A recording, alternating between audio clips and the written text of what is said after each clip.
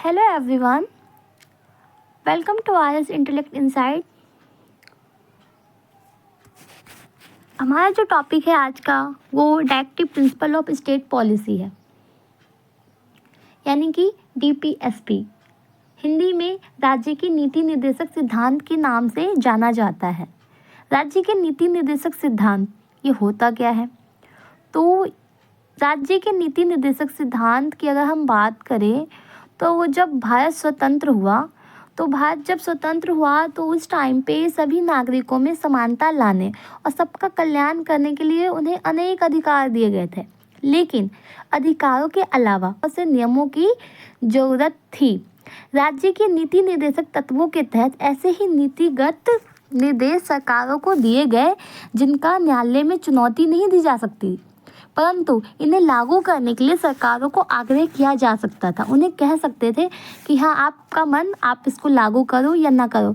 जैसे मौलिक अधिकार है, तो जो हमारे फंडामेंटल राइट्स है ये कंपलसरी है कि सबको मतलब मिलना ही है, लेकिन जो DPSP है ये स्टेट के ऊपर डिपेंड करता है कि स्टेट उस अपने स्टेट में इसको लागू करती है कि नहीं। तो बस स्टेट से हम आग्रह कर सकते हैं और यह स्टेट का जो दायित्व है, यानी राज्य सरकार है, सरकार का ये दायित्व है कि उससे लागू करे या ना करे, या फिर जिस सीमा तक इन्हें लागू कर सकती है वो करे। तो ये तो था DPSP।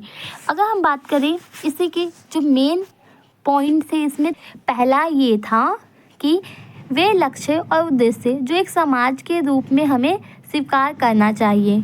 दूसरा, वे अधिकार जो नागरिकों को मौलिक अधिकारों के अलावा मिलने चाहिए, ये सेकंड पॉइंट था। थर्ड क्या था कि वे नीतियाँ जिन्हें सरकारों को स्वीकार करना चाहिए। ये जो तीन थे, ये DPSP की जो लिस्ट है, सूची है नीति निर्देशक सिद्धांत के, उसमें इन तीनों बातों पे फोकस किया गया था। अब हम बात करते हैं DPSP कौन से पार्ट में है। तो जो राज्य के नीति निर्देशक सिद्धांत है ये आर्टिकल 36 to 51 में गिवन है। किसमें? 36 to 51 में गिवन है, और ये हमारे जो इंडियन कॉन्स्टिट्यूशन है उसके पार्ट 4 में है। किसमें है? भाग 4 में, अनुच्छेद 36 से लेके 51 तक। इसमें क्या कहा गया है? Socio economic right and positive obligation on state, यानी कि ये जो है सामाजिक, आर्थिक और राज्य पर सकारात्मक दायित्व प्रदान करता है। कहाँ से ये अडॉप्ट किया गया है? जो ये DPSP है, यानी राज्य के नीति निर्देशक सिद्धांत है, ये आयरिश कॉन्स्टिट्यूशन, या फिर आप इसको आइलैंड बोल सकते हो, ठीक है। आयरिश कॉन्स्टिट्यूशन से इसको अडॉप्ट किया गया है, और ये कॉपी कहाँ से किया है?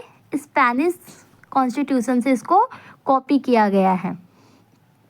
और ये किसके अनुरूप है? ये UN इंटरनेशनल कॉन्वेंट, ये किसके अनुरूप है? जो आर्थिक और सांस्कृतिक और सामाजिक अधिकारों पर संयुक्त राष्ट्र अंतर्राष्ट्रीय नियम 1966 के ये अनुरूप है।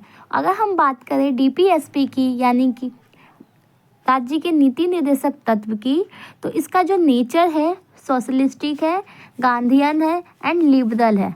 ये इसका जो नेचर है ये इस पे डिपेंड है। अब हम आर्टिकल की बात करते हैं कि जो आर्टिकल 36 से 51, आर्टिकल 36 से 51 में जो DPSP के बारे में बताया गया है, तो 36 और 51 के बीच में जो आर्टिकल है और ये जो आर्टिकल्स है, इनमें क्या कहा गया है, हम एक एक करके इस चीज़ों को समझते हैं। आर्टिकल 36 में क्या कहा गया है? Definition of state, it means राज्य की परिभाषा, राज्य को डिफाइन किया गया है आर्टिकल 36। आर्टिकल 37 की अगर हम बात करें तो ये non enforceability of DPSP but fundamental to governments, यानी कि राज्य के नीति निर्देशक नीति की गैर प्रवृत्तियाँ लेकिन शासन के लिए मौलिक है। इट मीन्स ये नॉन एनफोर्सिबिलिटी है, बट ये क्या है? फंडामेंटल टू गवर्नमेंट्स है। आर्टिकल 38 की अगर हम बात करें तो ये लोक कल्याण, ये कल्याण है, मिस्टेक हो गया टाइपिंग का, नॉट इशू, कल्याण है। Public order for promotion of welfare, यानी लोक कल्याण को बढ़ावा देने के लिए बताया गया है कि लोक व्यवस्था होना चाहिए। आर्टिकल 39 में certain policy principle to be followed, नीतिगत सिद्धांतों का पालन किया जाना चाहिए, 39 में बताया गया है। 39A में क्या बोला गया है, equal justice and free legal aid, यानी सभी को इक्वल न्याय मिलना चाहिए और कानूनी सहायता भी मिलना चाहिए सभी को, equal justice and free legal aid. 40 में क्या बोला गया है, 40 में बोला गया है ऑर्गेनाइजेशन ऑफ विलेज पंचायत, यानी कि जो ग्राम पंचायत है उसका संगठन किया जाना चाहिए। 41 में बोला गया है कि right to work to education and public assistant in certain case, यानी कुछ मामलों में जैसे कि शिक्षा और राजनीतिक सहायता के लिए काम करने का भी अधिकार होना चाहिए। आर्टिकल 42 की बात करें तो provision of justice and human work condition maternity relief, यहाँ पे 42 में बोला गया है कि अगर कोई ऐसा कार्य परिस्थिति हो जाए, मानवीय कार्य परिस्थिति या कोई ऐसा हो जाए तो उन्हें क्या मिलना चाहिए, रिलीफ मिलना चाहिए। तो आपने देखा होगा एग्जाम्पल में मैटरनिटी लीव, मातृत्व राहत का प्रावधान दिया गया हमारे इंडियन कॉन्स्टिट्यूशन में, किसमें, आर्टिकल 42 में। लिविंग वेजेस फॉर वर्कर्स, जो श्रमिक है उनके लिए निर्वाह मजदूरी का भी यहाँ पे प्रावधान किया गया है आर्टिकल 43 में। 43A में क्या बोला गया है, involvement of the worker in management of industry, उद्योगों के प्रबंधन में श्रमिकों की भागीदारी होनी चाहिए। और आर्टिकल 43 का बी पार्ट क्या कहता है, प्रमोशन ऑफ कोऑपरेटिव सोसाइटी, यानी कि जो सहकारी समिति है उनका प्रोन्नति होना चाहिए। 44 यूनिफॉर्म सिविल कोड के बारे में बताया गया है, समान नागरिक संहिता। ये सबसे पहले कहाँ पे लागू हुआ था, ये गोवा में हुआ था सबसे पहले, जहाँ पे इस स्टेट ने सबसे पहले अपने अंदर ये लागू किया था।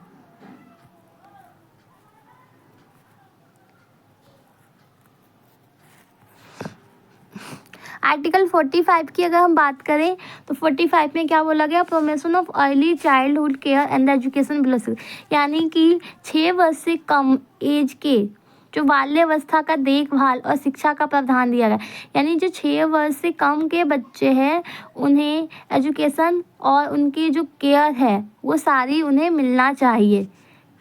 किसमें बोला गया, 45 में बोला गया है कि 6 वर्ष से कम आयु के बाल्यावस्था की देखभाल और शिक्षा को बढ़ावा देना चाहिए। यानी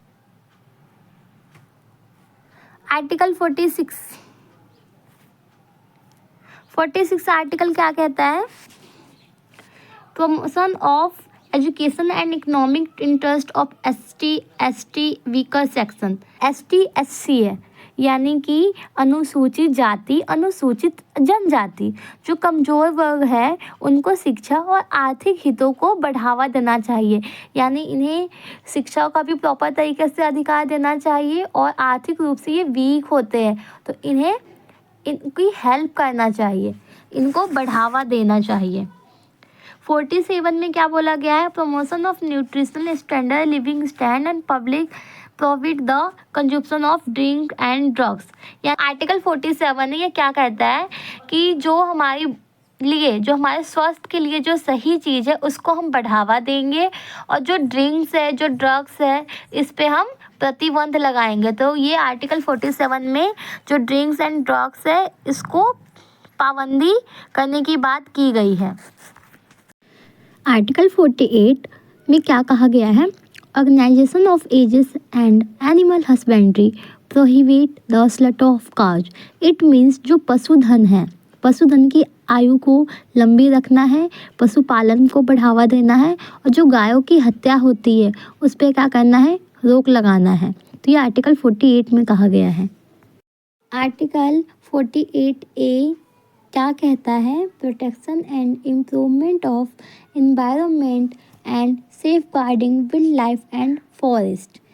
अनुच्छेद 48 का A क्या कहता है कि जो पर्यावरण है उसका हमें क्या करना है, संरक्षण करना है, उसमें सुधार करना है। और जो वन्य जीवन है, ये वन्य जीव होगा, जो वन्य जीव है, जो वन है, उनको क्या करना है, प्रोटेक्ट करना है, वनों की सुरक्षा करना है।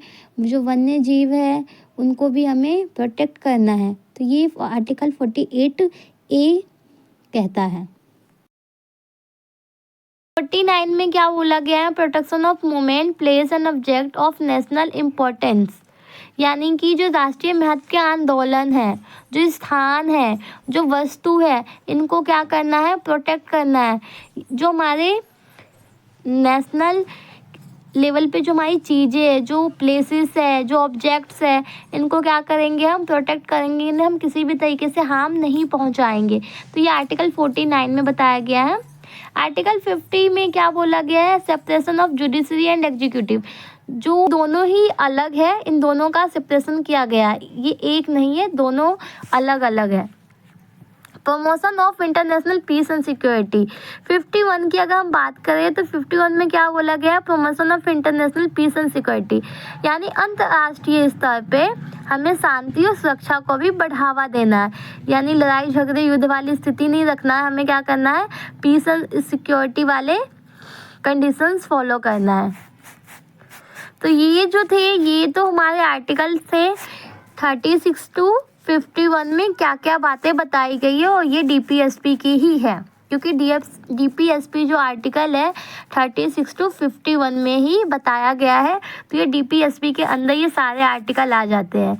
इसको अगर हम बात करें फीचर्स ऑफ DPSP की, यानी कि राज्य के जो नीति निर्देशक सिद्धांत है, उसकी विशेषता क्या है। तो DPSP denotes the idea that the state should keep in mind formulating of policies and enacting laws, यानी जो नीति निर्देशक के सिद्धांत है, ये इस विचार को दर्शाता है कि राज्य को नीतियाँ बनाने और कानून बनाने का ध्यान रखना चाहिए। Doctor Ambedkar, according to doctor Ambedkar, DPSP is like instrument of the construction enumerated in Government in India Act 1935, यानी डॉक्टर अम्बेडकर जो है उनके अनुसार क्या है कि राज्य के नीति निर्देशक सिद्धांत भारत की सरकार अधिनियम 1935 में उल्लिखित निर्देशों की साधन की तरह है।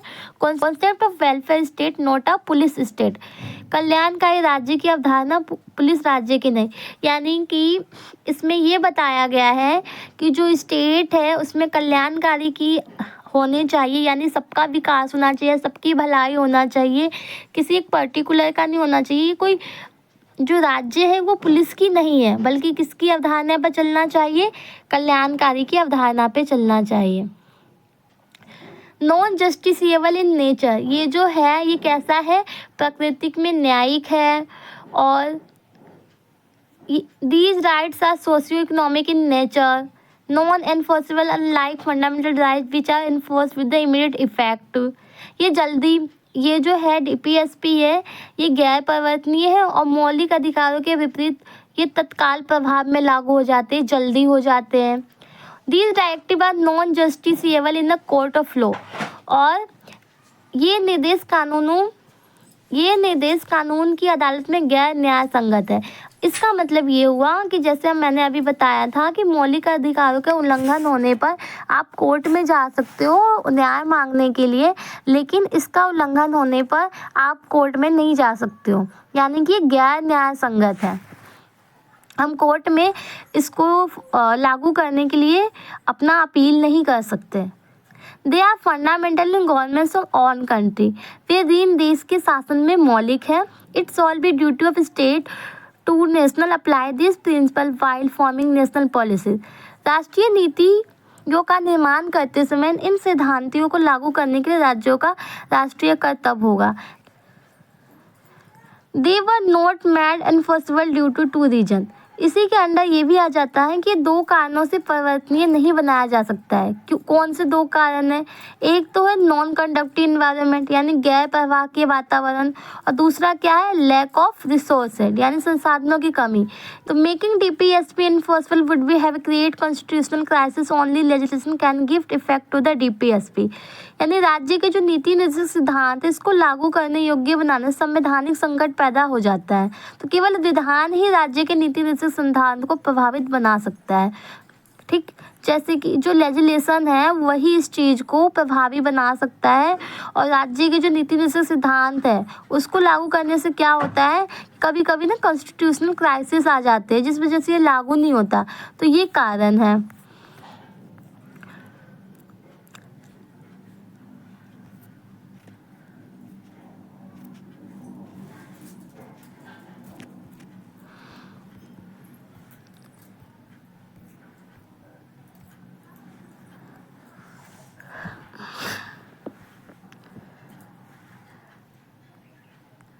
नेक्स्ट पॉइंट क्या है? Constitutional assembly debates. जब इसको मतलब लागू किया जा रहा था तो संविधान सभा में काफ़ी सारे वाद विवाद हुए। कई नेताओं ने अपने अपने जो विचार थे वो रखे। कई नेताओं ने इसको तो ये भी बोल दिया कि it is a dustbin on the sentiments. जैसे देखो, मैं यहाँ पे है, मैंने leaders argue that the because these rights are not legally enforced, the active principle are nothing but pious aspiration, active principle are dustbin on the sentiments. यानी कई नेताओं ने ये भी कहा कि ये जो अधिकार है कानूनी रूप से लागू करने योग्य नहीं है, क्योंकि निर्देशक सिद्धांत पवित्र आकांक्षा के अलावा कुछ नहीं है। निर्देशक सिद्धांत भावनाओं में, जो भावनाएं हैं भावनाओं पर क्या है? कूड़ेदान है। तो कई लीडर्स ने अपने विचार में ये भी बोला। और जो बी आर अम्बेडकर है उन्होंने भी क्या कहा कि उन्होंने कहा कि जो नीति निर्देशक सिद्धांतों को आकांक्षाओं की तुलना में देखना गलत होगा। निर्देशक सिद्धांतों में नैतिक और राजनीतिक प्रतिबंध होते हैं, उन्हें सार्वजनिक मंजूरी के लिए बाध्य होना पड़ता है। उनके पास जनता की क्या होती है? शक्ति होती है। किस चीज़ के लिए? राय के लिए, जिसे सरकार द्वारा नज़रअंदाज नहीं किया जा सकता, और यह सरकार को लोक लुभाने निर्णय लेने से रोकता है, नीति निर्माण में मार्गदर्शन करता है। तो ये बी आर अम्बेडकर के द्वारा कहा गया। तो आज के लिए हम इतना ही करते हैं। इसके आगे हम सेकंड पार्ट में करेंगे। तो ये जो था ये डीपीएसपी का एक पहला पार्ट था। इसका जो वीडियो है 2 पार्ट में मिलेगा आपको। मिलते हैं नेक्स्ट वीडियो में सेकंड पार्ट के साथ। नेक्स्ट वीडियो में इसमें जो कवर करने वाले हैं difference between fundamental rights and DPSP. इसके साथ ही जो डीपीएसपी की आलोचना है उसको भी हम पढ़ेंगे नेक्स्ट वीडियो में, और कौन कौन से केस हुए थे जिसकी वजह से नीति निर्देशक सिद्धांत आए थे, तो इसको भी हम पढ़ेंगे। इसके साथ ही हम जो हमारे फंडामेंटल ड्यूटीज़ है उसे भी हम पढ़ेंगे। तो मिलते हैं नेक्स्ट वीडियो में सेकंड पार्ट के साथ। Thank you.